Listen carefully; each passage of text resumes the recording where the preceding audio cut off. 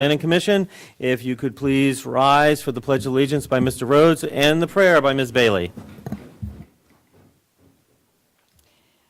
Dear Heavenly Father, thank you for the many blessings that you have given to us and for the freedoms to do your work. Thank you for the brave who have fought and continue to fight so courageously for those freedoms. Continue to be with the men and women in uniform who serve our communities and nation every single day. We ask for your continued covering of blessings over them and their families. As we consider the business at hand today, I ask you to prepare our hearts and our minds. Dear Lord, give us insight to lead with integrity and wisdom. Help us to engage in meaningful discussion and allow us to grow closer as a group and nurture the bonds of community. Dear Lord, we pray that our decisions will reflect what is right and what is good for those that have placed their trust in our leadership. Lord, thank you for our source of guidance today. Amen.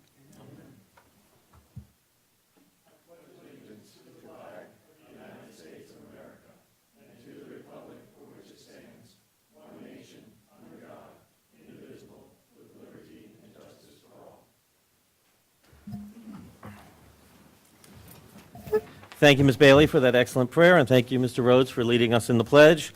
At this point, we'll go to our roll call, and so we turn it to Ms. Bailey. Mr. Apicella? Ms. Fanucci? Here. Mr. English? Here. Mr. Boswell? Here. Mr. Rhodes? Here. Mr. Cohen? Here. And myself. Sir, please reflect that Mr. Apicella's absence, but we do have a quorum. Yes, and he did communicate that he is at the traffic light at Route 1, so knowing how well that moves. He'll be here in an hour. I refuse to answer on the ground that VDOT may be listening. All right. Are there any declarations of disqualifications from anyone? Seeing none. Mr. Chairman? Yes, Mr. Rhodes. Not a declaration of disqualification, but I would just like to qualify as I did before when on another application earlier. I do attend on occasion, not nearly frequently enough, Ebenezer United Methodist Church. I am not a member. I'm not a member of any committee or planning element there, but I do on occasion attend there, so just wanted to have that out for the record. But I do not believe that in any way that would preclude me from acting appropriately on these items that are before us tonight. Thank you. Okay, thank you, Mr. Rhodes. Anyone else? All right. At this moment, before we go to our public presentations, just wanted to say that when we met last was prior to the actual dedication ceremony for the memorial for the Stafford County's Armed Services Memorial that's located behind where we're sitting, or technically probably in front of the building, between us and the Sheriff's Department. If you have not had a chance to see it, it is an extremely moving and wonderful memorial. It's even more moving at night, if you can see it at night. Many of us on this panel have either bought bricks or supported it in some way, shape, or form, and I do want to call attention to one person in particular. Mr. Rhodes secured the flag that is flying over it, and that flag has flown over the White House, over the Capitol, and over the Pentagon, which is a rarity, and it's really terrific that you arranged that for us, and I wanted to make sure people are aware of that, and it adds very much to the whole monument. So thank you, sir. All right, so now we go to the public presentation part of our meeting. At this point, if you wish to come up and talk about anything other than the public hearings that are before us, and those would be items 1, 2, and 3 on the agenda. So if you would like to talk about anything else, you can come up here at this time. When you come up, please state your name and your address. The little light will go on. The green light goes on when it turns yellow. You have a minute left, and then when the red light blinks at you, we ask that you wrap up your comments. So does anybody wish to comment on anything other than the public hearings this evening? Seeing none, I will close the public hearing, public comment period of the evening. Welcome, Mr. Apicella, who has fought the traffic so successfully. And so now we go to our public hearings for this evening, and I'll turn it over to Mr. Harvey. Thank you, Mr. Chairman. Staff will be combining presentations for items 1, 2, and 3. Mike Zaraff will be giving the presentation. Good evening, Mr. Zaraf. And before you start, if I can give you a moment of praise, several members of the commission were tooting praise at the latest projections that came out that many communities look at were very much in line with what you had used in your own methodology, and in fact, that your, Mr. Zaraf's methodology, the Zaraf way, is proving to be as accurate as we thought it was, and I just felt you deserved the recognition for that, so thank you, sir. Thank you. Thanks. Okay, and good evening, Mr. Chairman, members of the Planning Commission. Mike Zaraf, the Planning and Zoning Department, here to present, we would do a combined presentations for items 1, 2, and 3, as they all are kind of somewhat interrelated. If I can have the computer, please. So this includes 3 separate issues to consider: a zoning text amendment, zoning reclassification, and a proffer amendment for the case known as Ebenezer United Methodist Church. There are 3 applications. The first, the zoning text amendment, would exempt expansions to the existing PD2, Plan Development 2 zoning district from the minimum acreage requirements that currently exist, and I'll go into details. The second item is reclassification from the A1 agricultural zoning district to PD2 zoning district on a single property. And then the third item is proffer amendment to amend proffered conditions on a property that's already zoned PD2 on a separate piece of property. And the applicant are the trustees of Ebenezer United Methodist Church, with Clark Lemming and Healy as the applicant, or the agent for the applicant. So the purpose of this request is the Embry Mill development had previously gifted a 3.9 acre portion of their site to Ebenezer United Methodist Church to allow for expansion of their facility. You can see the location of the gifted parcel on the image on the screen. The open space requirements on the original parcel, which is zoned A1, would not permit for further expansion of the church on the current site. The church desires to rezone its property to PD2 to support the expansion in a manner that would be compatible with the adjacent Embry Mill development. The PD2 district has a minimum acreage requirement, though, of 250 acres, and the zoning ordinance does not permit expansions of the PD2 zone on parcels less than 250 acres. The concurrent rezoning applications propose rezoning of the original church site to PD2 and amending the proffered conditions on the gifted parcel that's already zoned PD2.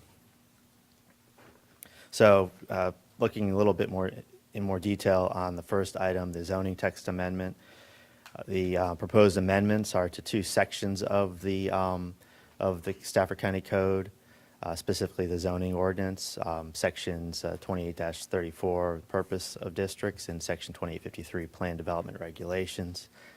The amendments exempt expansions to the existing PD2 zoning districts from the minimum acreage requirements when a proposal meets the several conditions that are listed out. The conditions include that the expansion of the property is adjacent to land currently zoned PD2. The development is compatible with the existing design standards of the original PD2 district and the surrounding community. The development will not adversely impact area roads, and the development will not create additional residential units. Regarding applicant justification, the applicant considered other zoning districts for reclassification of the church property, but determined that the PD2 district would be the best alternative. Common issues encountered in looking into other zoning districts included open space requirements, limiting the expansion potential, and the site not necessarily being consistent with the purpose of other zoning districts such as B2 urban, commercial, or M1 light industrial zoning districts.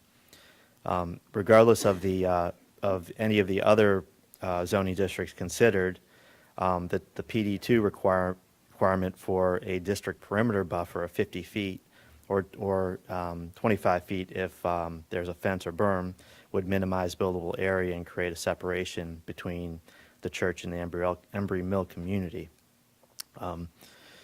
The request was reviewed by the Board of Supervisors, their Community Economic Development Committee, and on June 6th, the full board approved Resolution R-17-155 to refer the proposed to zoning text amendment to you for your consideration.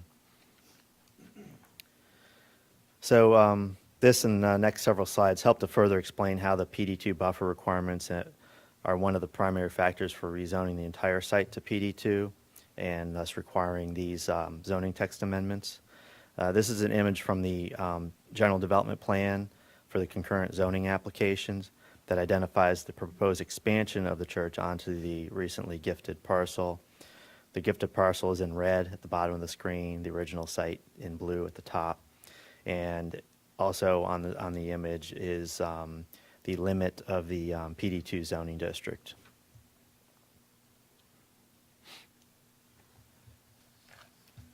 So this image, the currently required type C 50-foot buffer at the limit of the PD2 zoning district is highlighted in yellow.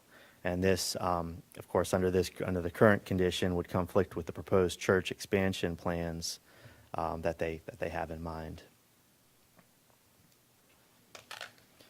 So should the original church property be rezoned to the PD2 zoning district, as proposed, the type C transitional could be shifted to the perimeter of the original site adjacent to the Autumn Ridge subdivision as proposed.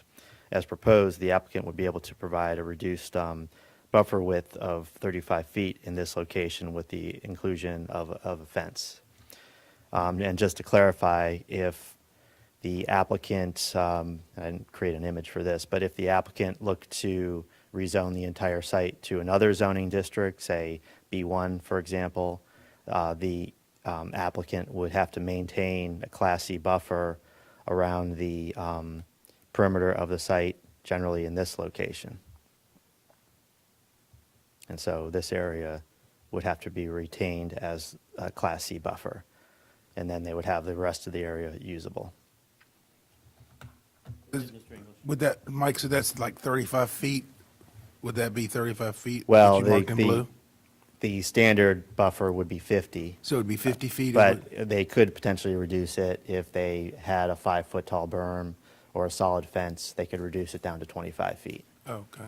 So, Mr. Zoref, since Mr. English started it, the part that you just scribbled out on the bottom, that buffer, initially that was 50-foot, and the picture, I think, was all trees.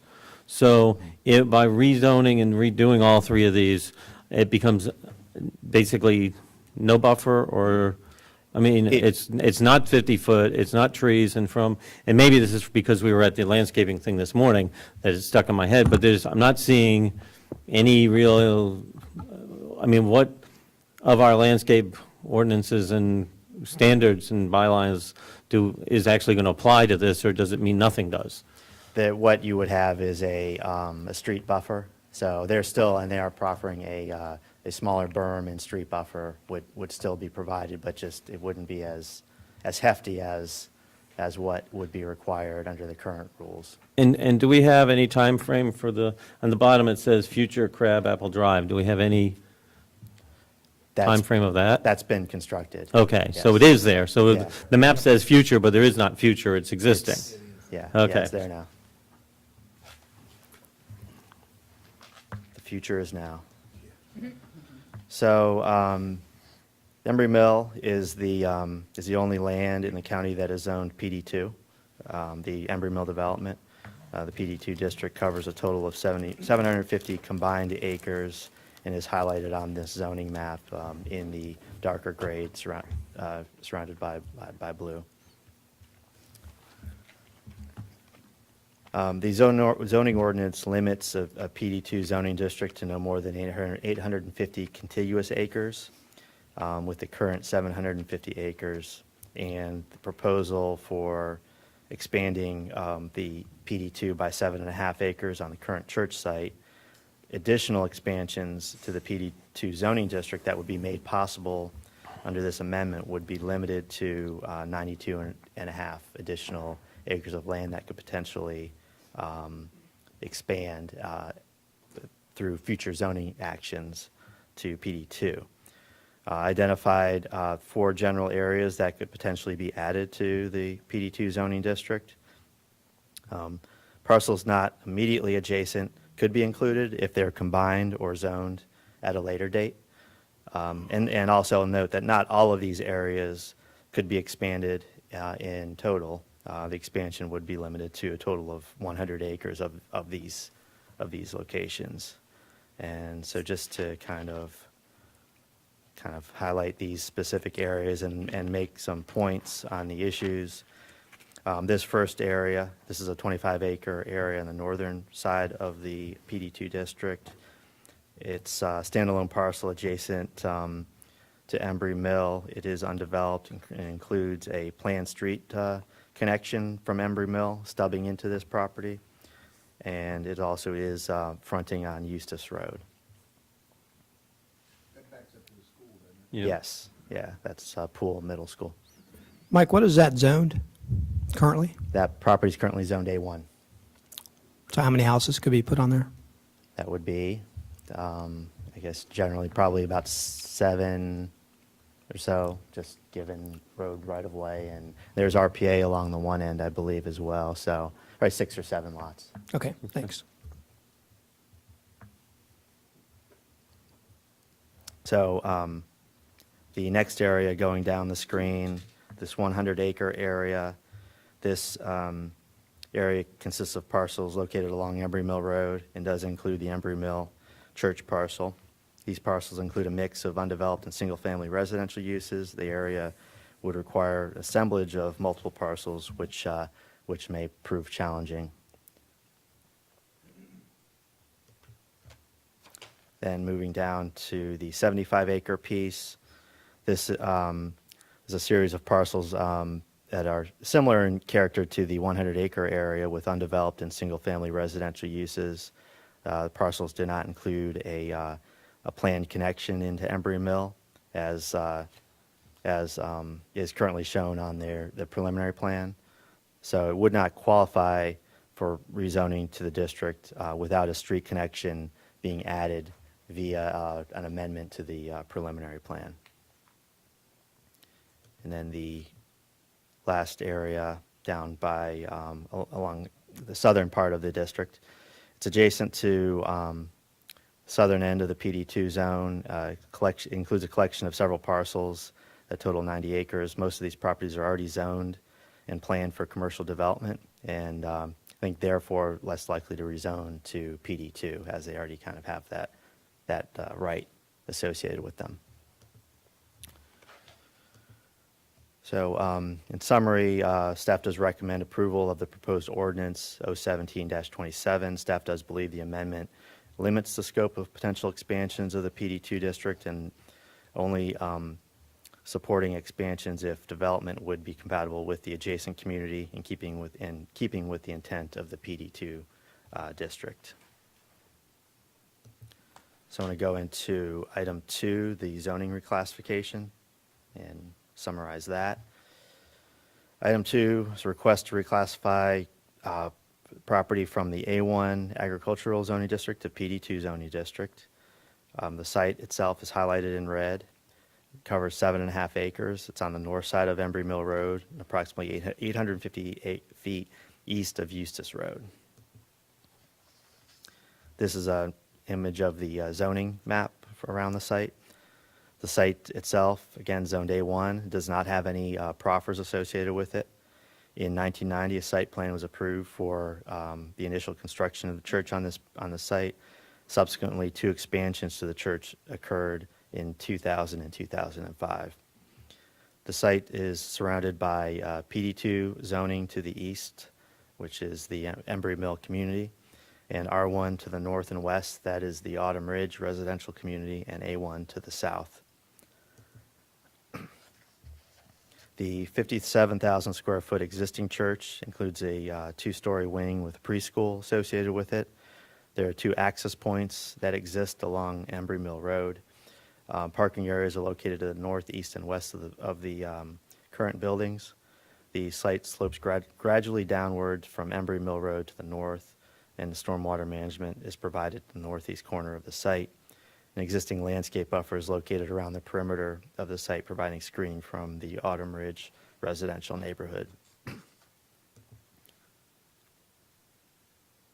And here are two images, an image of the church from Embry Mill Road and a view looking east along Embry Mill Road towards the Embry Mill community that is now developing.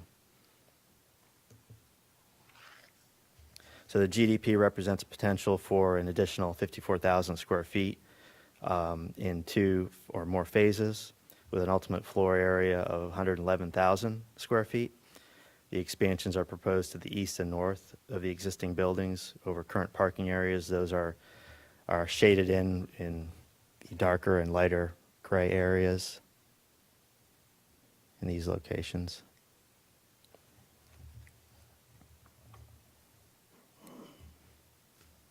The majority of the new and relocated parking spaces will be provided to the east on adjacent undeveloped parcel that's subject to the Proffer amendment. The existing entrances will be retained and upgraded, and a new entrance will be provided onto Crabapple Drive on the bottom end of the screen. A landscape berm is proposed along Crabapple Drive to screen the parking areas from the proposed residences in Embry Mill. And pedestrian accessibility will be provided with a sidewalk being installed along Crabapple Drive and a portion of Embry Mill Road, and a sidewalk connection through the parking area in line with Coneflower Lane to the church entrance. Also, the plan highlights site vistas to the church from points within Embry Mill. Those are noted with these arrows, kind of highlight site vista points. The application estimated that the proposed expansion would increase the daily vehicle trips by 553 trips per day on Sundays. Since the increase noted is less than 1,000 vehicles per day, no traffic study was required. I will note that since the preparation of the report, there was a question raised about the number of trips estimated due to the fact that the building area will be increased by 100%, pretty much doubling, yet the vehicle trips is shown to increase by approximately 50%. So there was a question about the validity of that information. The staff had kind of raised this information and question to the applicant. The applicant did provide just today, because the kind of request came about late.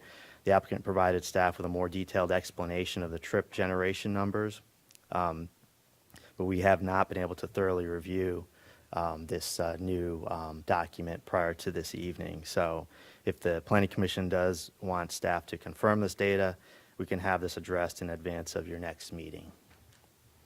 Mr. Chairman? I think that would be helpful because it does seem like there's a disconnect in the numbers. Okay. So, And another point, just consistent with the transportation plan, the Embry Mill Road was recently improved as a 2-lane undivided roadway upgrade, and there already exists adequate right-of-way, which was dedicated in the last few years by Embry Mill and the church. So I'm going to jump ahead to item 3, and I'll get to the proffers and recommendation at the end. So item 3 is a request to amend proffered conditions on parcel 29-53G to replace proffers associated with the development of Embry Mill with new proffers that commit to expansion of an existing place of worship. The site is immediately to the east of the rezoning area and covers 3.94 acres. It's on the north side of Embry Mill Road and west side of Crabapple Drive. Here's the zoning map again. In 2001, the property, as part of Embry Mill, of the Embry Mill development, was rezoned to the PD2 district with proffers. Embry Mill itself is a mixed-use development that includes over 2,000 dwelling units and a variety of commercial areas, civic and community sites, and public facilities. In 2013, the proffers that apply to the site were amended to reposition proffered school and park sites to allow for development of the Embry Mill Park. In general, the proffers establish limits to the amounts and type of development permitted, phasing requirements for the installation of infrastructure and amenities, design requirements for the site and buildings, public land dedications, cash contributions, and natural resource preservation requirements. A preliminary plan was approved in 2003. Since then, there were several technical modifications approved to the plan. The latest was approved last year. This is an image of a portion of the latest version of the preliminary plan. The subject parcel is highlighted in red, and on the preliminary plan, it is designated as a civic use site for the church.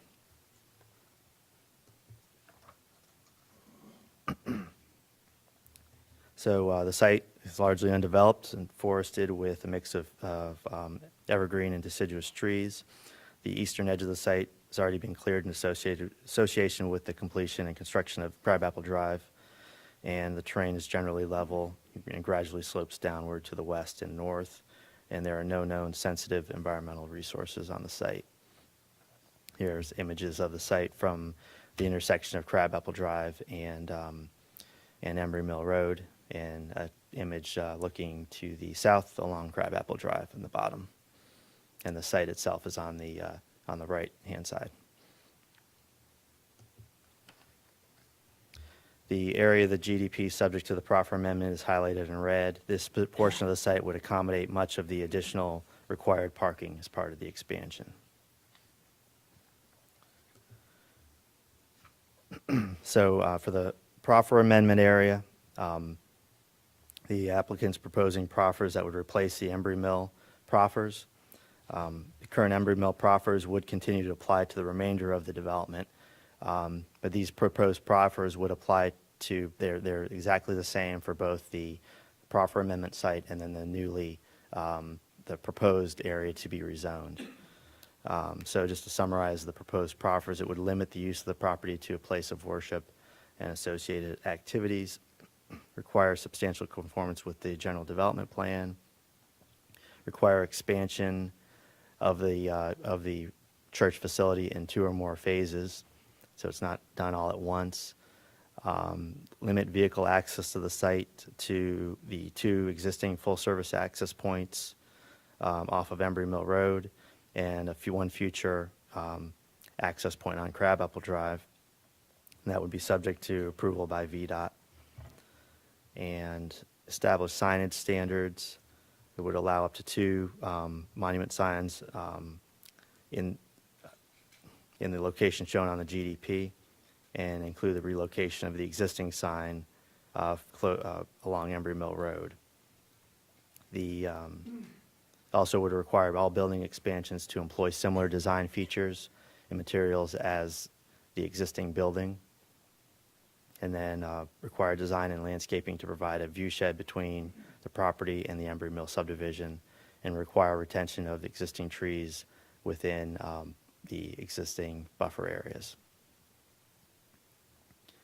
So looking at the summary of positive, there are several positive findings. The proposal supports integration of the use into the adjacent community with sidewalk improvements, requires consistent building materials and design, and provide viewshed considerations. The use is consistent with the land use recommendations in the comprehensive plan. Proffers would ensure continuation of the existing place of worship as a civic amenity for the nearby residents, and the proposal is consistent with the established development patterns in the vicinity. And staff doesn't find any apparent negative aspects with this request. With the recommendations for the items 2 and 3 for the reclassification, staff recommends approval of the ordinance 01733, subject to approval of both the concurrent zoning ordinance amendment and Proffer amendment. And then for the Proffer amendment, we recommend approval as well of that ordinance, subject to approval of the zoning ordinance and reclassification. And we'll take any questions at this time. All right, any questions for Mr. Zuraff? Mr. Zaraff, do we know what the time frame is for the build-out? Is this something that's immediate, within the next year or two? Is this like over a 5 or 10 year period? Do we know? I'd have to defer to the applicant on the time frame for expansion. Okay. And I was reading through the Proffer amendment, and it looked like we were generally supportive, staff was generally supportive of the Proffer amendment? Yeah, that may have been an error. Okay, I We just wanted recommend to approval. It's- clarify, yeah, because the That was others a copy were- from another Okay. report, yeah. Okay, good. And you mentioned the traffic, so I'm just curious, I was sitting here thinking, because Mount Ararat underwent a very big expansion, and I know that there were some traffic woes with the members there, and, I mean, I think it's great when churches expand, but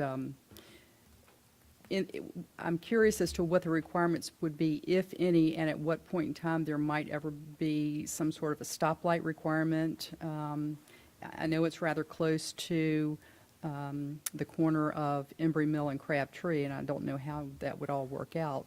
But in the event it is at full capacity, how would that be dealt with? Well, that's where if, I guess, Christmas. should the, findings of the traffic study kind of follow through and no traffic study be required, then there wouldn't necessarily be any evaluation as it relates to this expansion. But if for some reason it's deemed that there needs to be some traffic evaluation on the site, that's something that would get looked at. But if it proceeds as currently stands, then a traffic light would end up being a future consideration following future events and requests likely from residents, and at that point then it would be something that is picked up as a part of our general. It wouldn't be something required of the church. It would be provided and installed by VDOT likely. Great. Okay, thank you. Okay, anyone else? Mr. Apicella? Mr. Chairman, I'm supportive of the church's efforts to expand. I'm a little concerned about the method chosen to get there, so I've got some questions in that vein. Mr. Zaraff, if the PD2 ordinance is changed as proposed, could this open the door to other property owners who have land abutting any PD2 zone parcel to have their property rezoned to PD2? Potentially, yes. Okay. Can you pull up the chart that shows the surrounding parcels?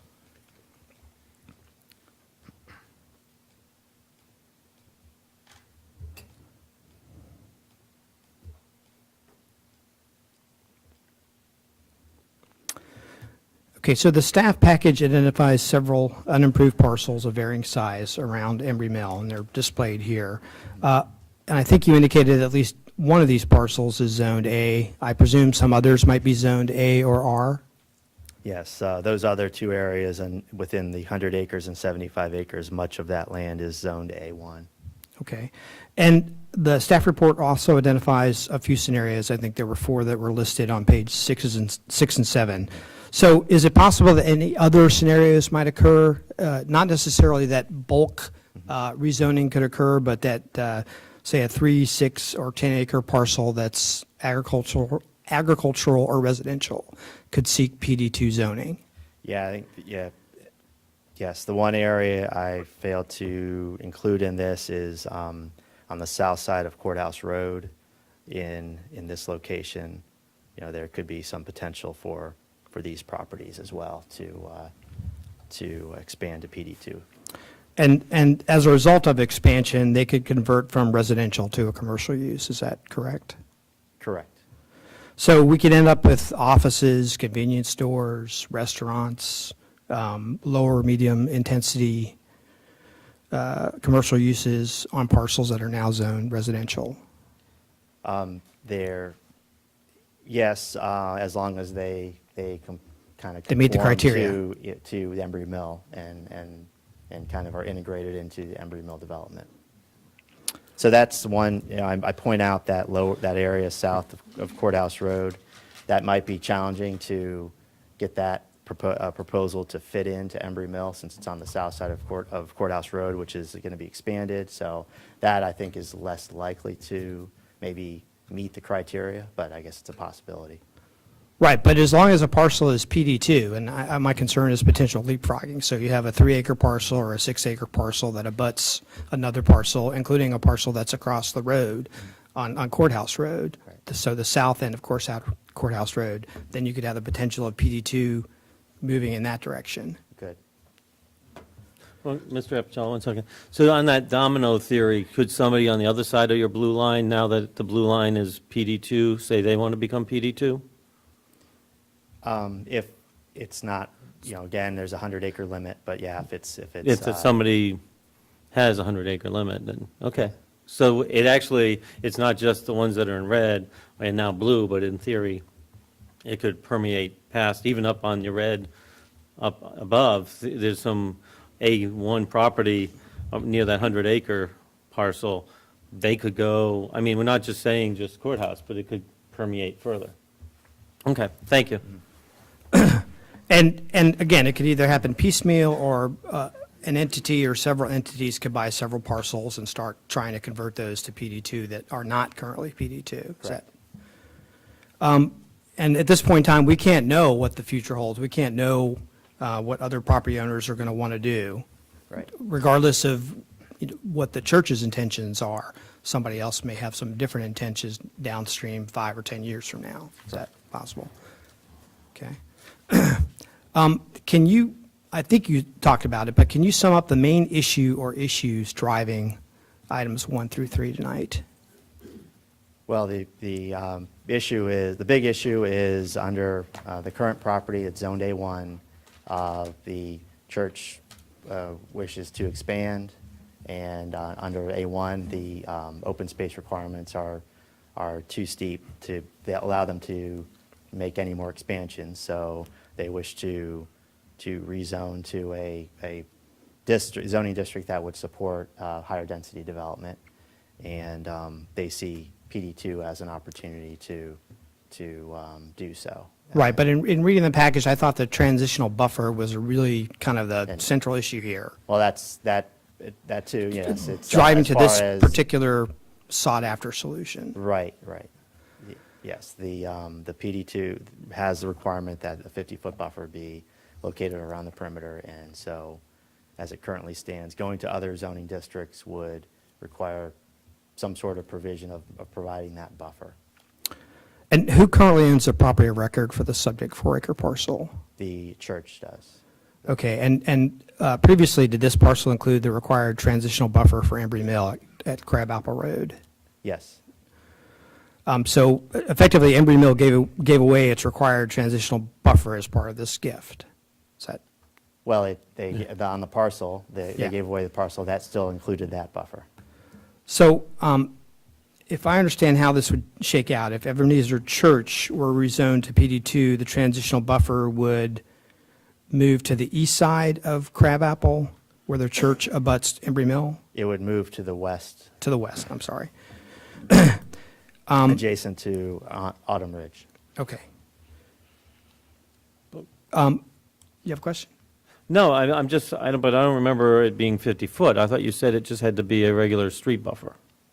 That would be that would be required along Crabapple. Right. The 50-foot PD2 buffer it moves to the west. Right, so, but is it on any of our maps? That's what I'm trying to Yeah. ascertain. Yeah, it was on one of his charts, it was the yellow where he showed how it would move Right, up. that's the initial one, but if he, No, right here, that one right there. up there, Yeah. so, okay, so it's up there, which, okay, it's less than 50. 35 is how 35. it fits. Right, so it's not, that's why I was saying, I wasn't seeing a 50-foot buffer anywhere, and so I'm right, That there could is no be- longer a 50-foot buffer. Gotcha, thank Could be you. reduced. with- Mr. Chairman, if I can clarify a little bit, a street buffer is only required on a collector street, so Crabapple will not be a collector, so it'll end up having perimeter parking lot landscaping and street trees. There will be a landscaped area that would be required. The street buffer would still be required along Ebenezer Church Road for if you went with other zoning categories. Right, okay. Mr. Chairman, I just beg your indulgence, I got a few more questions. So Certainly. if it's the transitional buffer that's driving this proposed PD2 ordinance change, have the parties sought or could the parties seek either an agent-approved alternative under Section 142 of the DCSL manual, or failing that, could they pursue a PC-approved, a Planning Commission-approved departure from the design standards under Section 143? They have not sought an alternative.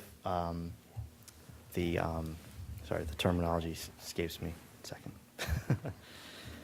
The alternative compliance, they've not sought that, and just for clarification, I'd kind of given you some information in advance of the meeting, and the alternative compliance is required at the time of a site plan, so that's something they could not seek at this point. But the departure from design standards is something that potentially could be sought, and they have not requested that. So that is one potential path forward that has Yes. not yet been discussed or It's not considered. been requested. Okay. And as another alternative, instead of expanding the properties that fall under the PD2 ordinance that's been proposed, could there be some other limited change to the PD2 ordinance or some other ordinance that fits this circumstance, a tweak of which could accommodate this particular situation? I mean, I don't have a particular solution, but what strikes me is that a church falls under, PD2, it falls under B1, it falls under A1. All those zoning categories, it seems to me that we might be able to come up with a creative solution for this particular circumstance, since it fits under many different zoning categories. We'd have to think about that, and I don't have an answer right now, but we would have to think about what other options might work as far as amendments to further refine this. Okay. Well, can you tell me why wouldn't or how could B1 zoning work for the church to give them most or all of what they're trying to achieve? B1 would work here in, you would still, so if the applicant sought out B1 zoning, you would have to, and on this image I've identified, you'd have to still, and I kind of mentioned this, you'd still have to retain some sort of Class C buffer along the limit of the PD2 zoning district. So in that case, where the blue scribbly border is that I've marked in roughly, that would have to be retained as PD2 zoning, and then the remainder of the site above that could go to B1 zoning. So you'd have kind of a split zone of the property. And that buffer could be as small as 25 feet or, as I look at it, about 10% of the width of Yeah. the, It could be Gifted reduced, parcel? and it could potentially be reduced to under 25 feet through an action of approval by the Planning Commission. Is it 25 or 35? It could, well, through a departure from design standards, it could even be lower than 25. Right. But I'm just asking because your chart there says 35 feet, and you had referenced a 15-foot reduction if there was a fence.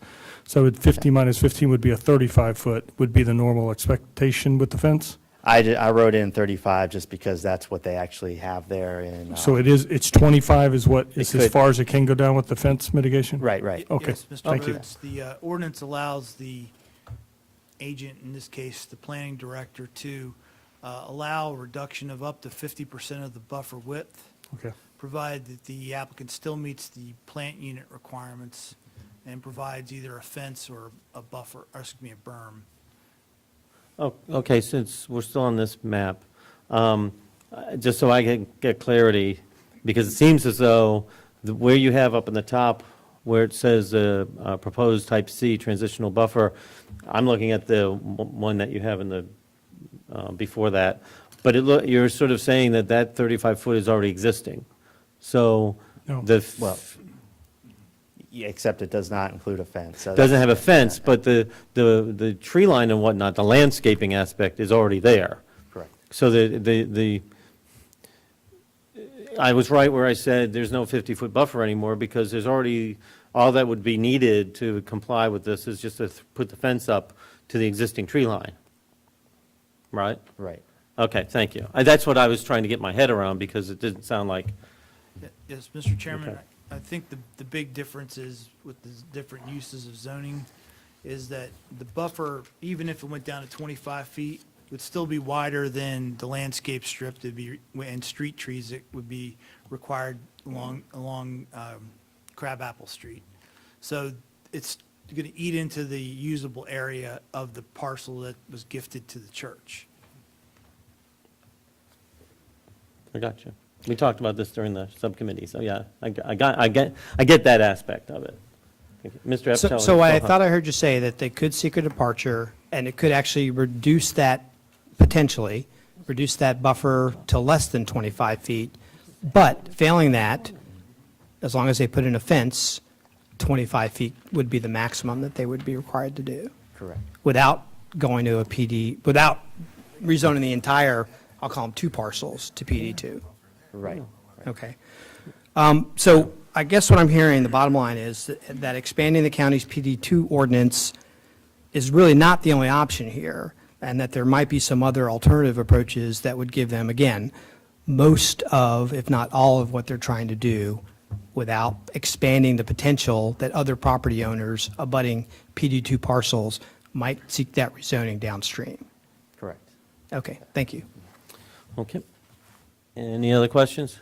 All right, I have a few if I could. And that is, and thank you, I mean, we went back and forth, several of us, Mr. Harvey and you and I went back and forth on different questions, and quite honestly, most of what you're telling me completely throws everything that I was understanding from the emails on its head, so I appreciate that, but, so I just want to get,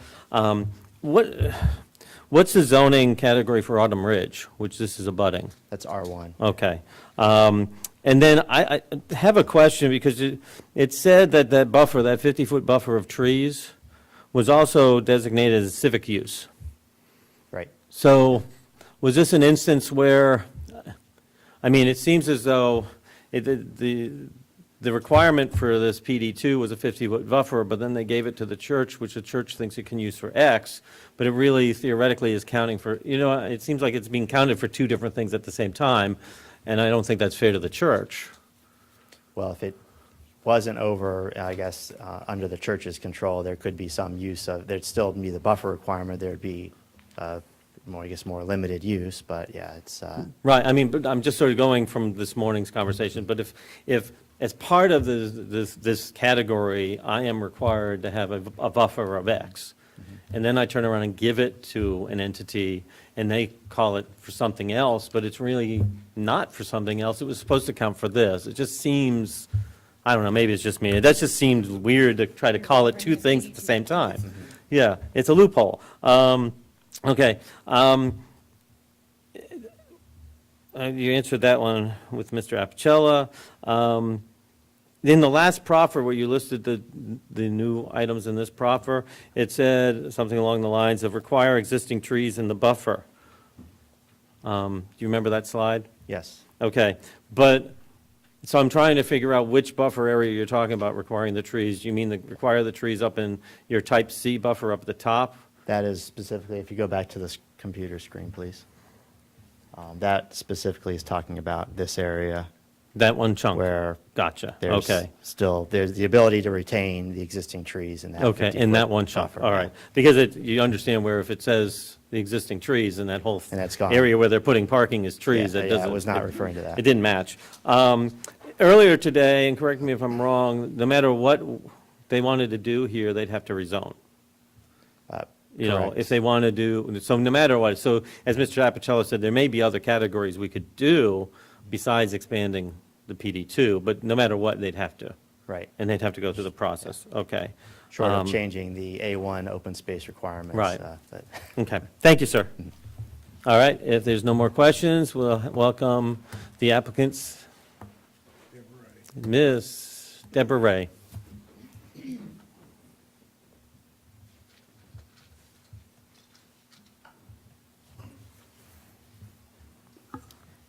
Good evening, Mr. Chairman, Planning Commissioners, and staff.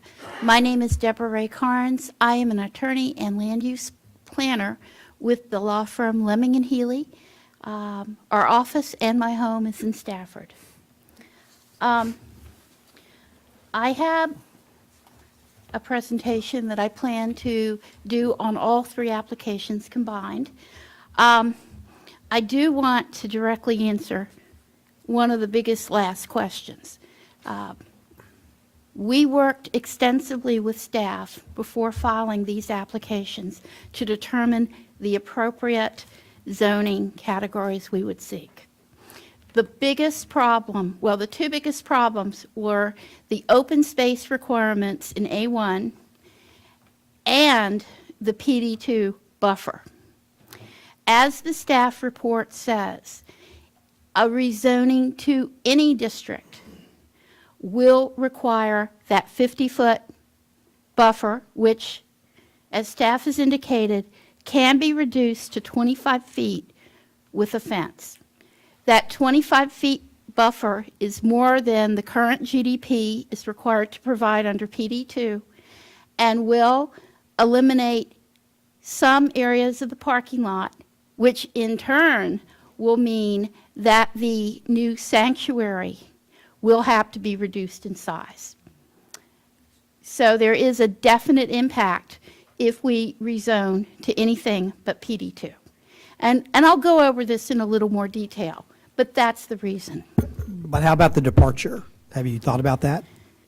We'll talk about that. Okay. How many parking spaces are you over? Just out of curiosity, if you were to go with the 25-foot buffer, how many parking spaces would you be short? I don't know that I have an exact number, but I will bring the engineer up at a later point, and he'll discuss some of the impacts. Because consequently, we are reviewing the parking and drive aisle standards, so that might be able to be addressed in that subcommittee if it's not an astronomical number. Yeah. And the thing is that the parking requirements are linked to the number of seats in the sanctuary. And so that's where this all comes from. Okay, let me give you a little bit of background about the church. The Ebenezer United Methodist Church has existed on this Embry Mill Road site since 1991, but it didn't start there. Ebenezer has been a church in the county for 161 years and has firm contacts with the North Stafford area. It was on, Ebenezer Church Road, near Onville Road, where the Korean church now is. They typically attract 1,100 people on a typical Sunday for services. They encounter approximately 2,000 people a month, and about 30% of that is children. And they do have a preschool on the site with serving about approximately 160 children.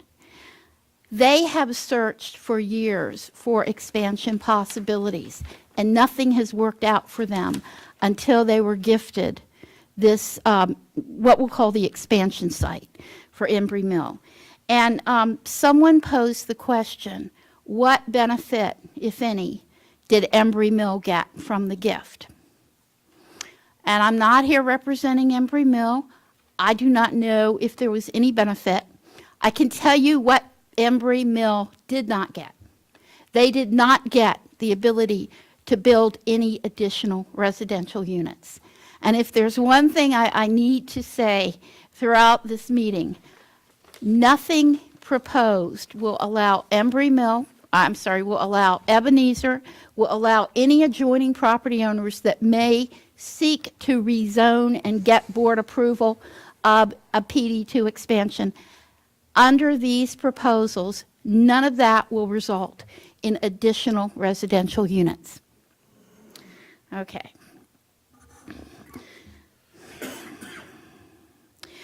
The one other thing that Embry Mill gets is assurance that the lot and the building on the lot will be consistent with the architectural standards of Embry Mill, and a view shed is created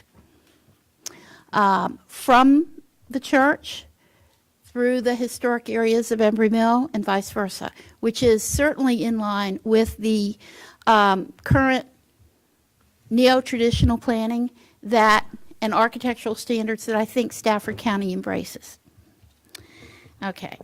At some point in this presentation, I'm going to ask your indulgence to allow the senior pastor of Ebenezer to speak, but let me go ahead and discuss the ZTA first of all. Okay. PD2 is the only zoning district that requires this 50-foot buffer. Call it 25-foot with the fence. It's the only zoning district in the county that does that. If Ebenezer had to utilize this 50-foot buffer, 25 foot with a fence. It's going to interfere with pedestrian connectivity. It's not desirable. I would not be here advocating the PT2 district tonight if I didn't feel that it was the single most desirable district for this expansion and is consistent with all of the smart planning principles I know you strive for. What I'm hearing is a concern I don't hear a concern that it's inappropriate for the church. I'm hearing a concern that it may be inappropriate because it might lay the groundwork for other lots to expand into PD2. Any such expansion would require a rezoning and consent to the board. But furthermore, the standards are in your hands. If you feel that the standards for which parcels can be added onto the PD2 district allow the possibility of too many add-ons, perhaps we need to look at making the standards tighter. Now, I'm going to need remedial help here with this monitor, but can we show the map of the parcel with Embry Mill? You will see, if we can kind of zoom in to the Ebenezer site. I'll let Mike help me here. The expansion parcel has Embry Mill property on 3 sides. Perhaps what needs to be done is the zoning text amendment language revised to accomplish the Planning Commission's goals here. That's just my suggestion.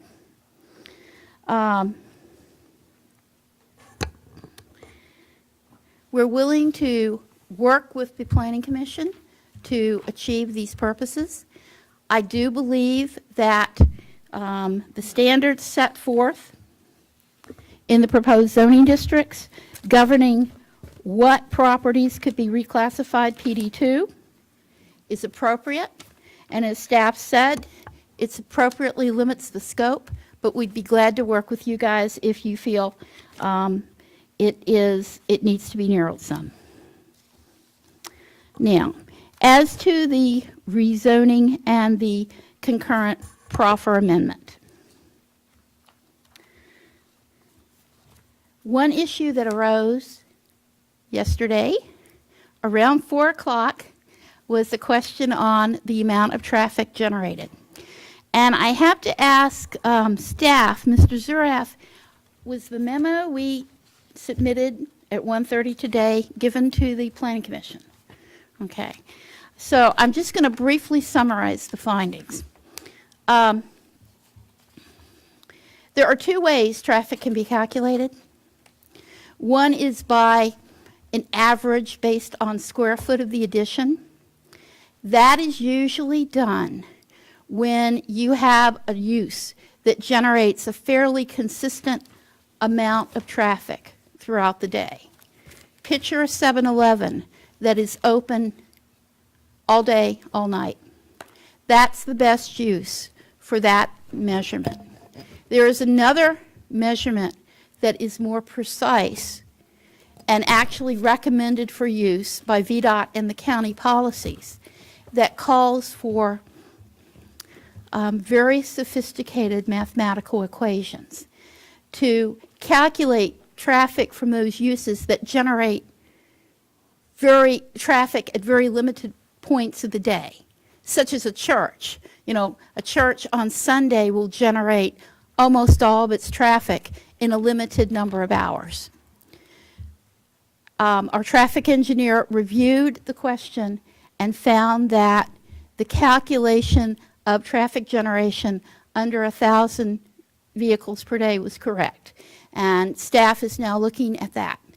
The engineer is here, and the general engineer, Lance Kilby, is here, and he could answer questions. I got to tell you, we're looking at very complicated algebraic equations, and even though I took all of the higher math courses at Stafford High School back in the day, I don't trust myself to explain that to you. But I think staff plans to give you a more thorough report once they have time to review it. The other questions on the rezoning and the GDP involved architecture, which will be consistent with Embry Mill and consistent with the established building, and questions concerning landscaping. We meet all of the landscaping requirements, and the thing about the alternate compliance, that focuses primarily on reduction of plant units. I'm not sure we're going to qualify for a reduction of less than 25 feet with the fence. And so I think your question that you need, that maybe needs to be examined is, what's the most important thing here? Connectivity and maintenance of the landscaping under PD2, or recommending another rezoning district be used, even though that will be limited, that will be limiting the design of the expansion church area.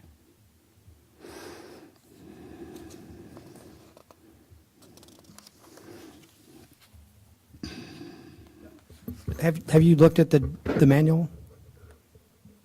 Yes. Okay, so I'm going to read from you section 143. Departure from design standards. In relief from the amount of plant units requirements for a section or sections of this document is needed, a request for a departure from design standards is required.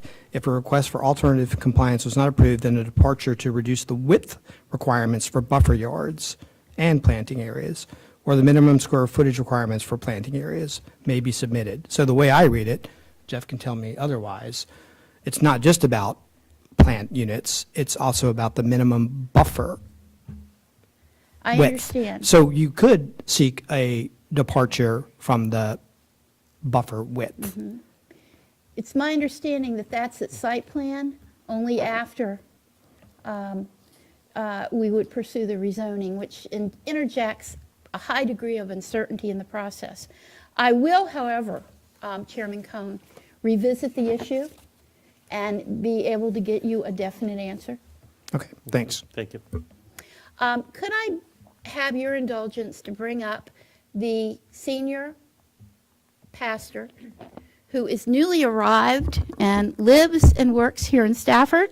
His name is Senior Pastor Bob Lau. I hope I have that right, to say a few words. Okay. Welcome, sir. Thank you. Good evening. So my name is Rob Lau, and yes, my family and I, we are recently moved to your area from the Roanoke community.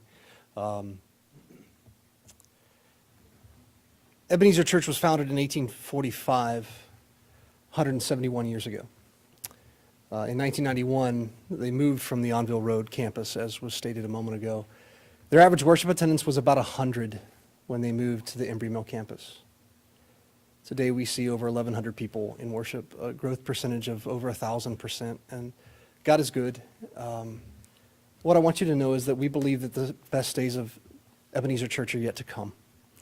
And when we began this process, and I wasn't here, but I've been brought up to speed, as you can imagine. When we began this process, we honestly asked what would be the best course of action for us, and the staff here at the county made the suggestion that PD1 is the way that we should go. PD2, I apologize. We've spent about $100,000 in legal fees and planning purposes to bring it to this point. Nobody in your group would say, churches are unimportant in our community. I know that. I don't need to make that point. I know that you know that.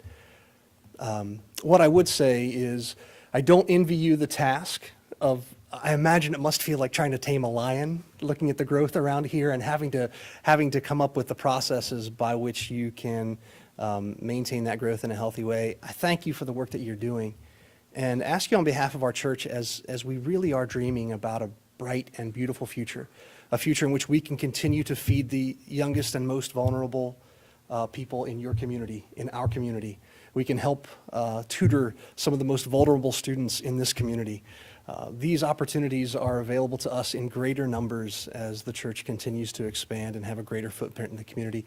I know that no one doubts the importance of that, but we would greatly appreciate that this matter could be dealt with well, but also expeditiously, so that we can move on to do what we are feeling called to do as a church. But thank you for your time. I do want to acknowledge my friends who are here from Ebenezer Church today. We invited members and chairpersons of our major committees to come and be part. So if you're one of the Ebenezer folk, would you stand up here? I think that's going to be most everybody. So thank you again for your time. And my wife and I and my two children are very, very excited to be part of your community and to see what Ebenezer is going to do and what Stafford is going to become, in large part thanks to the hard work you all are doing. So thank you. Thank you, sir.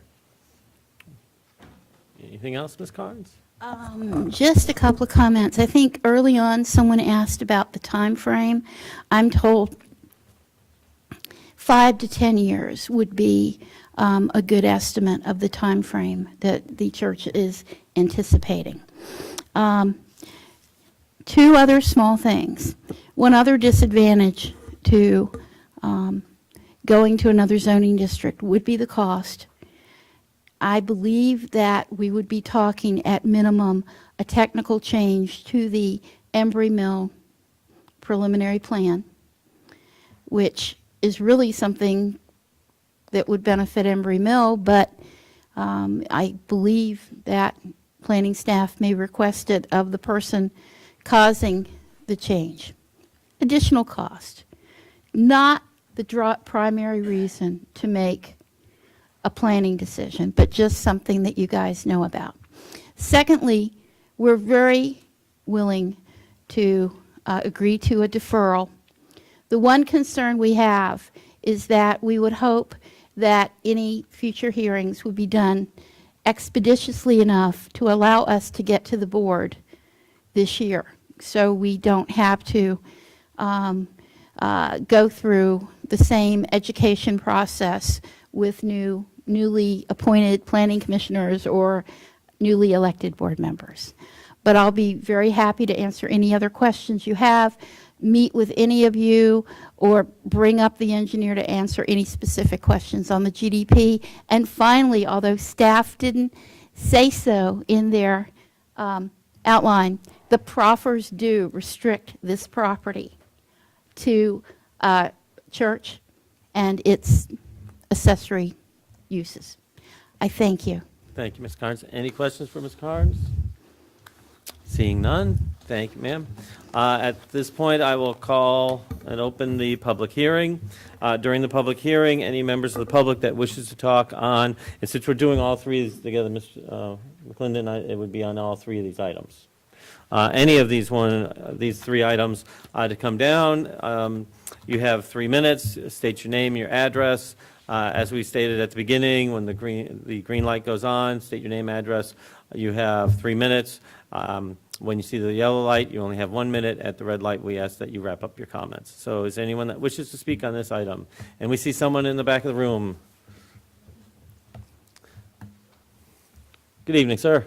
Good evening. How are you all?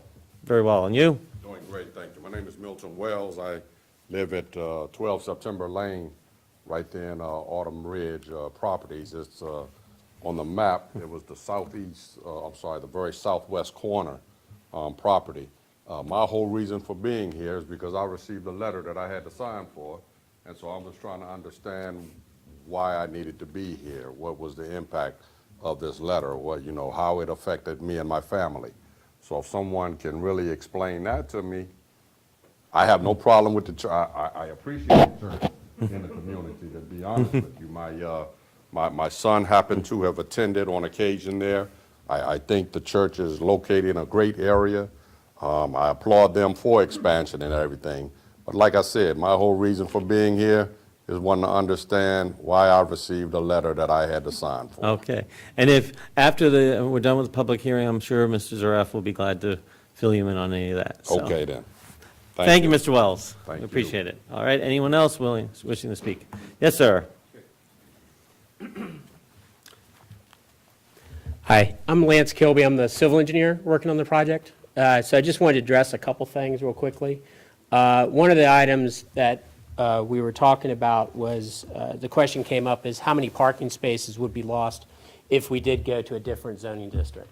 If you go to a B1 zoning district or one that would require a 50-foot buffer that can be reduced to 35 feet based on putting a fence in, and then additionally have a departure from that, you would be losing about 60 parking spaces. You would lose the whole row of parking that would be in front, which would reduce the sanctuary size. So I just wanted to clarify that because I know there were some questions on that. The other item that I wanted to touch base with is the actual equation used for the transportation. The calculation is based right out of the ITE manual. There are two ways to do that, which is submitted in the report. And basically, there are two graphs. There's a logarithmic graph, which is a curve, and there's also an average. The average goes from the bottom of the curve to the top of the curve. There's also an equation that's based on logarithmic equals 0.59, log x plus 4.77, so forth and so on.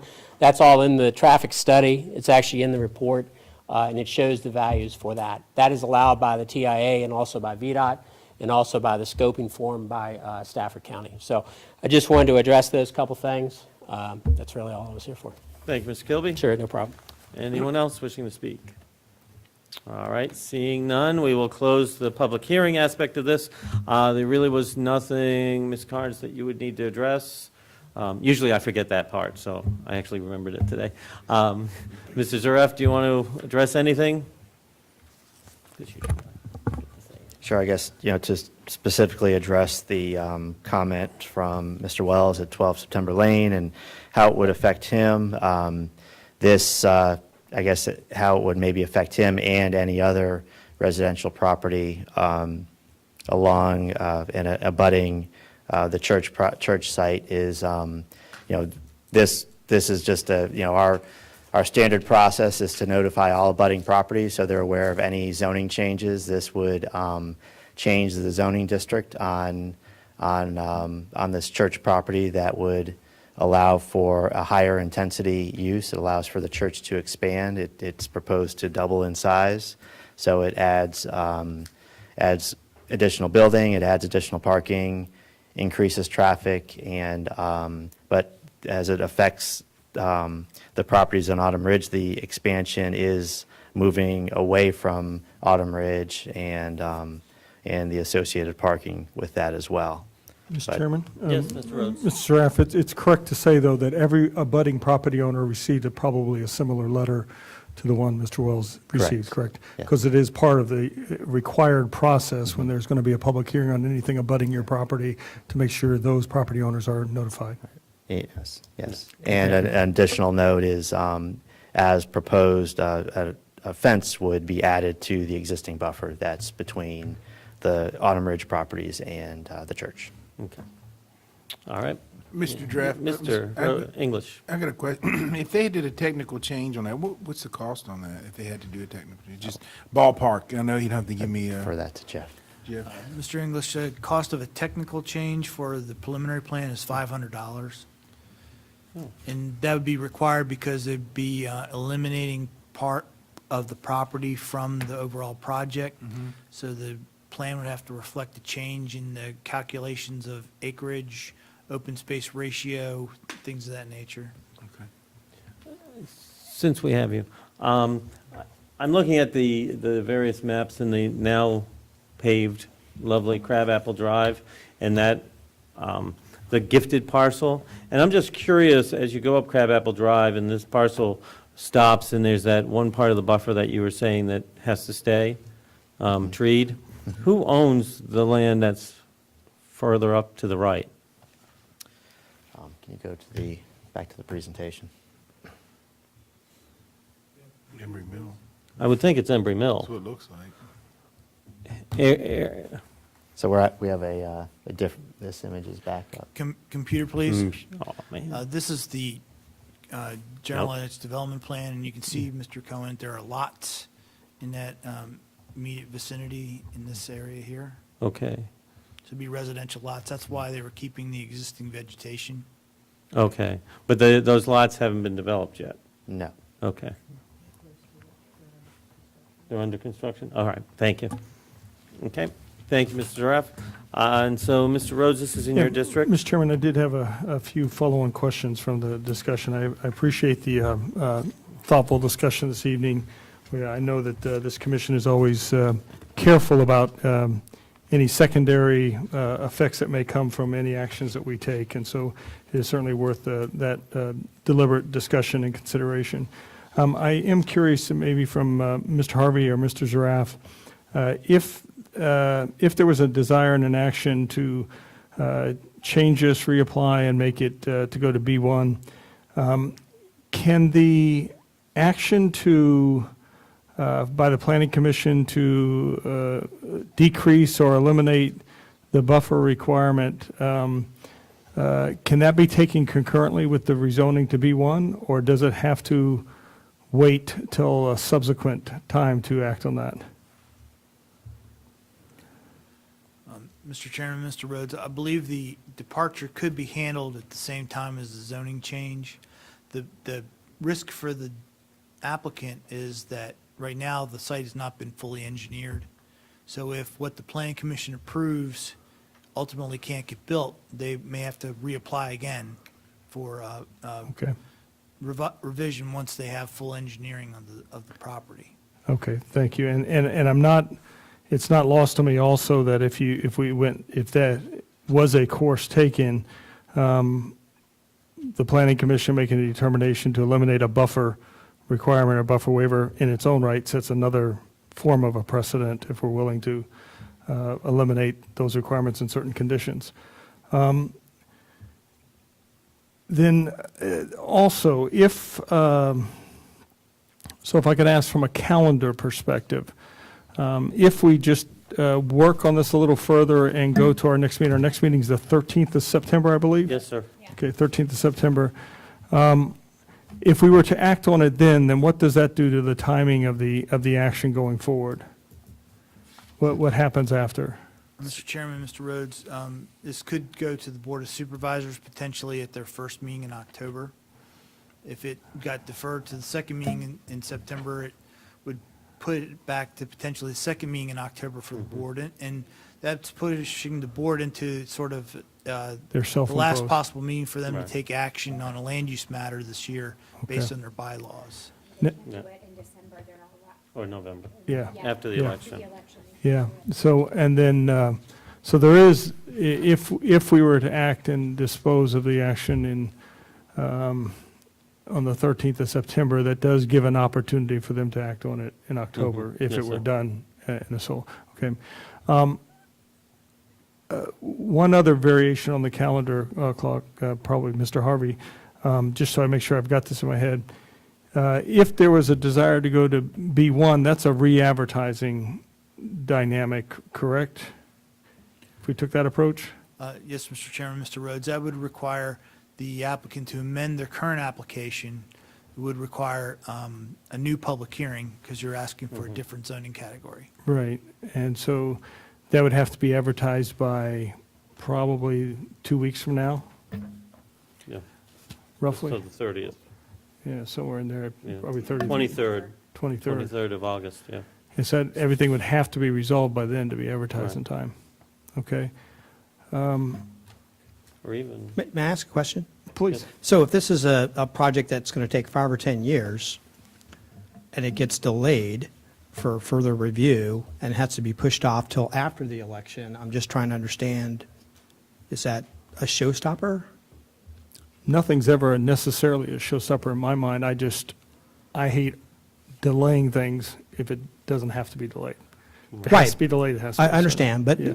I think we're all trying to look for a positive outcome here, and I'm going to defer from normal, and I think the minister either is getting a calling and wanting to give a sermon or he wishes to come up. And so we'll go for the latter, not the former. I appreciate our council and her efforts here tonight. As the senior pastor, I would tell you that 5 years is the furthest out that we could possibly, I could consider.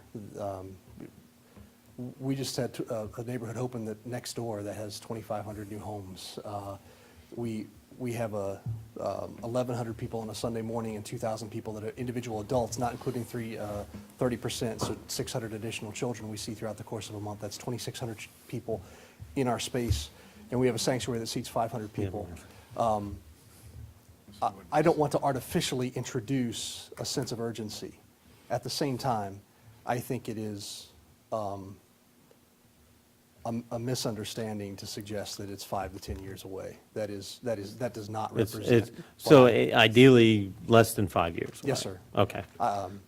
Which still, I mean, to a certain degree, it still goes to Mr. Right, Chella's point, but still goes to Mr. Rhodes' point. And we understand this little, anybody watching at home doesn't understand, the supervisors cannot take things up after the election such as this, and so that's why we're dealing with this, for our millions of viewers at home. Yeah. And I also, I also think that it is a worthy point to restate that in the course of our honest attempt to be faithful stewards of your time and the time of your staff and frankly, the money of the people at Ebenezer, what we tried to do was locate the appropriate zoning in advance, and we were advised that this was, from the staff in the county, that this was the course of action. And so we spent about $100,000 to get us to this point. And that's a piece that's going to be hard for me to take back to Ebenezer if we are sent back to square one again. So I know you have a hard job. I'm not saying you don't. Thank you for your time. Mr. Chairman, Yep. just 2 points. The first point is, when would the first opportunity come post the election for this matter to come back up, if it got delayed to that point? Mr. Chairman, Mr. Apicella, the Board of Supervisors typically in the first meeting of the calendar year do not take up public hearings. They usually focus on establishing their boards and commissions and reconstituting a new board with new committees. So typically it'd be your second meeting in January, which would be the third Tuesday, and thank you, January 16th would be the earliest possible time. Okay, thank you. And Mr. Zaraff, it's my understanding you did present B1 as an option to at least the agent, if not the church, as an option. Yes, So it's not new, it's just that their desired path was ultimately PD2. correct. Okay, Yeah, we thank you. discussed a lot of different options. Yeah. Great, thanks. And just to tag in, the planning commission is not stymied by that rule, so that we could still keep moving forward in November, or December, and then give it to them by their meeting in January. So it's only the other body that's, Mr. Rhodes, you were still talking? I was just going to share certainly any other thoughts folks have, but I had not thought about, but was intrigued by the thought of potentially looking at maybe a little bit tighter redefinition associated with the PD2, that if we were going to change it, we could tighten the construct of that so that it would be less concerning should there be any other parcels. Actually, it may be good to have the ability to add in a few other parcels. There may be other things abutting that might be smart to do over time. Things change over time, and we have to look down the longer horizon. I'm not sure that I'm terribly concerned about a very controlled and constrained, but means to possibly add abutting properties that would complement the development in the community. So I don't know that I'm terribly concerned about that, but I was intrigued by the thought of working in a very focused fashion over the next few weeks to possibly work to more tightly develop the construct of the verbiage associated with the PD2 change, and I've been my thoughts have been evolving during the course of this discussion, but I'm almost more inclined towards that way possibly for our next session versus complete restructure to a B1, which changes the construct of the layout and how they might be there versus being a much more inclusive PD2 and being truly a part of the community in the construct. But that's where I'm inclining. Certainly, I won't try to make a motion at this moment, and if the others want to have a comment. Okay. Any comments before we move to a motion? I'm intrigued by Mr. Rhodes' thought that we should potentially expand this zoning category. Maybe we should expand other zoning categories, B1, B2, if you have an adjoining parcel that's residential.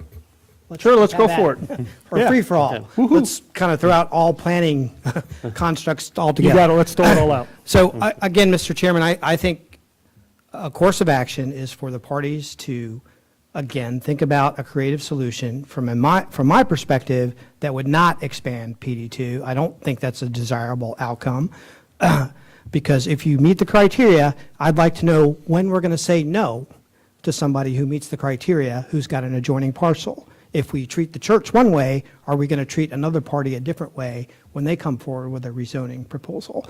So I don't think it hurts to take time to go back and reconsider what options there are. I think there are a couple, including a mixed rezoning of B1 and PD2, a departure request, and maybe changing the PD2 requirement regarding this transitional buffer. As the applicant's agent said, it's the only zoning category that requires a 50-foot buffer. Maybe we need to rethink that. I don't know. I think there may be a creative solution that doesn't have the downstream effect of encouraging other parcel owners to rezone their parcels to PD2 in the surrounding area. And those are a lot of parcels that could fall into that potential dynamic. So I think we all need to move forward smartly. And I think I heard Ms. Carnes say we ought to be using good planning principles, and I agree. And I'm concerned that this approach may not necessarily invoke good planning principles. It may actually do the opposite by encouraging unintended consequences that we can't foresee 5, 10, 12, 20 years from now. Thank you, Mr. Chairman. Okay. Any other comments? Yeah, Mr. Chairman. Yes, Ms. Bailey. I understand Mr. Apicella's concerns with the PD2, but I think the applicant has already mentioned that they have already examined thoroughly. They've spent about $100,000 in that process to come up to where they are today. I agree with Mr. Apicella, though, on the PD2. It looks like that as a compromise, we could look further at some of the language for that amendment to see if we can come up with something that might be a little bit more restrictive and take care of that issue. Thank you, Ms. Bailey. Anyone else? Okay. I just have a question to Mr. Harvey. Is it possible to, if we defer this, to do it on a dual track mentality of looking at the PD2 language, but also looking if there are other more creative solutions? Is staff able to do that? I mean, we do have a window, since we only have one meeting in this month. We do have that window before, and if there is actually a better way to go forward, that could go forward, which is what Mr. Apicella is saying, staff could discuss it and maybe find it rather than just sticking to the one. Is that something that's possible, or does it have to be one or the other? Mr. Chairman, it is possible to look at other alternatives. I would note that based on the timelines that are outlined, the deadline for action on the ordinance amendment would be essentially your last meeting in September, because it expires October 6th. So that's sort of one issue to consider in looking at alternatives is you have basically a month and a half to make a decision on this ordinance amendment as it's proposed. The commission can come up with other alternatives if it involves an ordinance amendment. If it doesn't involve an ordinance amendment, you can again ask the applicant to consider the other alternatives. Okay. I mean, I would think, and the way we've been talking anyways, is that our preference is, if possible, to come up with something intelligent, creative, and/or defined so that this gets done this year, if possible. If that's not possible, then when this would come back, and I'm assuming, Mr. Rhodes, you're leaning towards the first meeting in September, then individuals that feel that the avenue that was taken, if it's the PD2 one, is not the right way to go, and they would just vote against it. And then, they advocate something different, and then we'd be going from there. So I think it's, from my standpoint, I think it's valuable to look at both avenues and see if there's something, what waivers or whatnot could be done. I mean, if we're already talking about a waiver on the PD2 or the buffer, then there's going to be other, we heard all this morning about different waivers and things as well. So I just think that there may well be a better path than the PD2, but we also can look if there's a better way to put the language in the PD2. That's just my feeling, but we don't have a motion yet. Anyone else for anything? Then I'll ask Mr. Rhodes, do you have a motion? Yes, Mr. Chairman, I'd make a motion for deferral until the first meeting in September. Okay, just to clean this thing as is. Without- Well, I was going to make my comments after as what my thoughts of the work. I was just getting the motion out there Okay. to be able to rework it.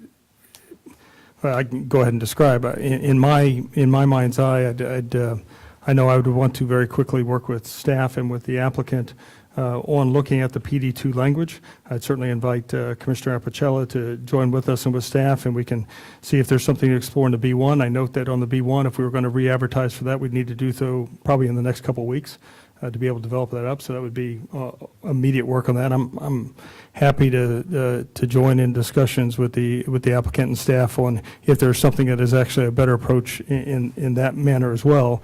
But certainly, my desire and intent would be able to have something that we can act on in the first session in September. Okay. So, and if you can disagree with me, but I'm just trying to make Stacy's job a little easier. So the motion is to defer this until the first meeting in September, which is the 13th, so that staff and members can look to explore other options in the language of the PD2 as well as other options for this item, for these Yes, sir, items. I agree, and noting Okay. that if it were something that required another advertisement for public hearing, that's something the next couple of weeks, so we'd want They would to have to- meet on it very quickly. Right. Okay. Is there a second? I I'll have a second that. Everybody seconds that one. I'll Okay. Any of this many seconds want to say anything? All right. I just would like to sort of clarify, this is the thing that Mr. Rhodes started when well, at least I saw when he was chair, and Mr. Apicella followed it, so I'll continue it, so that staff knows what we're sort of looking at. We would like to get the evaluation of the transportation information that came today. I personally would like to get some more clarity as far as the landscaping on Crabapple, so that we have wrap our heads on that. And then, just from a personal, and I think I got this from Mr. Apicella and a couple other people nodding, I'm just curious on all those parcels, Mr. Zuraf, that you had in red, if we could get sort of analysis of under the zoning they are now, how many units it would be. I know one of them we were saying 7. So if under the current zoning it would be X, but then under changing this to so that theoretically people could make it PD2, how many more units that in theory They could can't be homes. Well, that's right. That's what I want to make sure we get nice clarification as to I mean, exactly. I almost asked that as a form of question, just to confirm. They can't be homes. They can be added acres to the PD2, but not as homes?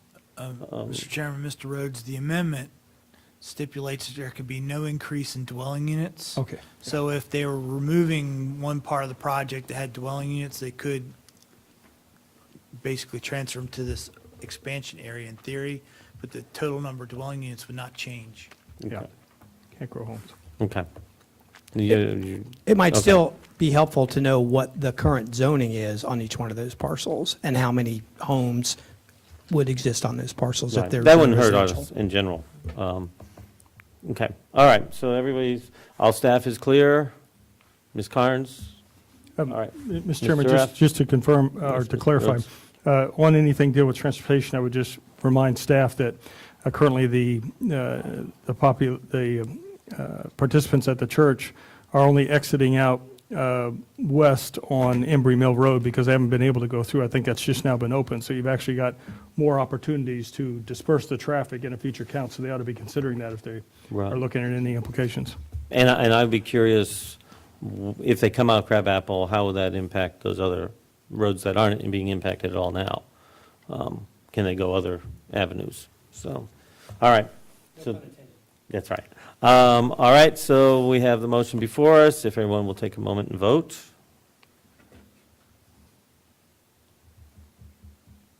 And it passes unanimously, so thank you. Thank you, Reverend, thank you, Ms. Carnes, thank you all the members who came out. Thank you, Mr. Wells. We appreciate that you got the letter and you came. We always wonder if anybody gets these notifications. All right, so that takes care of our public hearings for the evening. Item number 4 is deferred until September. We have no unfinished business. We have no new business. Planning Director's report. Mr. Harvey, sir. Thank you, Mr. Chairman. Included in your information was the end of fiscal year expenditures. The commission stayed within budget. You expended approximately 90% of the allocated budget, which is doing very well. Some of the things that we can't control is advertising, because we don't know how many applications are getting ready to come forward to public hearing. So that's one of the variables that comes into the budget process, but we managed to stay within the scope of the budget. I also wanted to mention that I was contacted by the Utilities Director today. They've been actively working on revising the master sewer and water plan for the county. And that's the plan that is part of the comprehensive plan, and it stipulates what size of certain sewer and water pipes would be in the county and their location, as well as pressure zones and what other improvements are needed throughout the county in order to implement our comprehensive plan. They've been working with their consultant O'Brien and Gear since the adoption of the 2016 comprehensive plan. And they are prepared now to move forward with an amendment to the comprehensive plan. The Utilities Director indicated that it will likely go to the Board of Supervisors for referral to the Planning Commission at their September 5th meeting of the board. And the Utilities Director requested that we consider having a presentation to the Planning Commission on the September 13th meeting. And then also, if possible, and if it could be arranged, possibly the Utilities Commission could join the Planning Commission to hear that presentation. All right.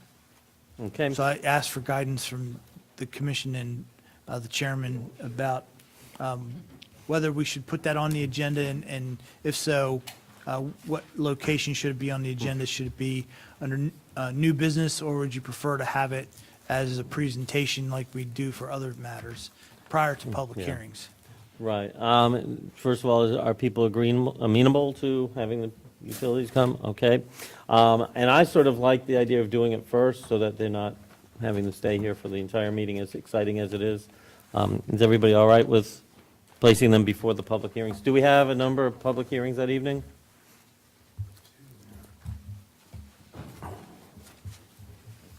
Possibly 3, but I don't think they're not major, Okay. you know. All right, and then we just have a couple, the thing tonight that came back, and then the emergency room comes back, the 13th, that's it, right? I don't think there's anything else. All right, so then, we'll do it that time. Great. Well, I will report that back to the Utilities Director, and we'll see if we can coordinate the Utilities Commission to join us. Thank you. And that concludes my report. All right, County Attorney? I have no report at this time, Mr. Chairman. Okay. Committee report, sign committee. Yes, we're gonna, the next meeting is September 14th at 3 o'clock. Okay.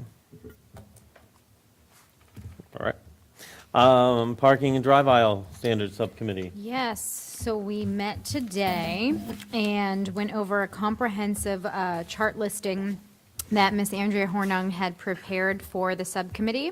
And we compared very much likeness, different counties like Henrico and Spotsylvania on their parking and drive aisle standards. And we're going to work to simplify that chart as we move into additional public hearings, so we can hopefully have an interactive discussion.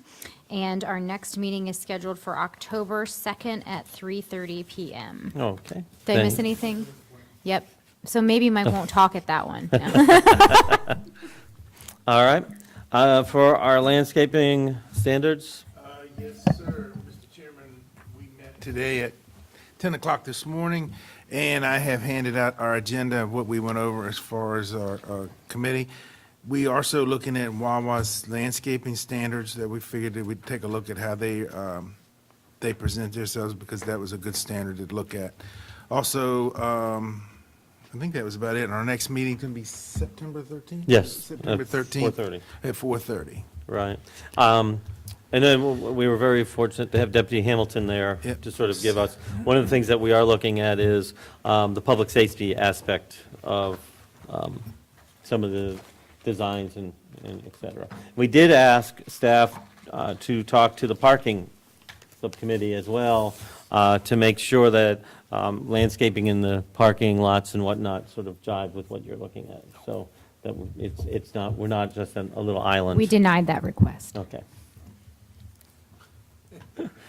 All right, Chairman's report. The only thing that I will ask is, I don't know if the members would like to go on a trip out and look at the memorial after the meeting, since it's a relatively short meeting and it's it is a really amazing memorial.